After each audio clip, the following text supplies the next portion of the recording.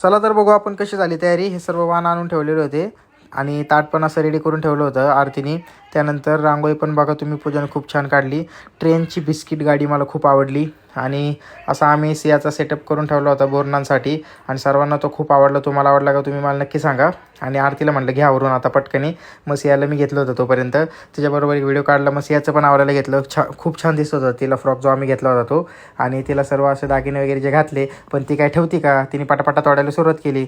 तरी मुकुट कस तरी राहिला. तेवढ्यात मी तिचा पटकन फोटो काढला. मग तिचं बोरनान करायची सुरुवात केली. काकूंनी ओवळलं, आरतीने ओवळलं, पूजा, संध्या सर्वांनी तिला ओवाळून घेतलं. आणि मग तिच्यावर आम्ही लाह्या बत्ताशे चॉकलेट ह्याचे स्नान तिला केले. तर ती शांत बसली होती, तेवढं नशीब.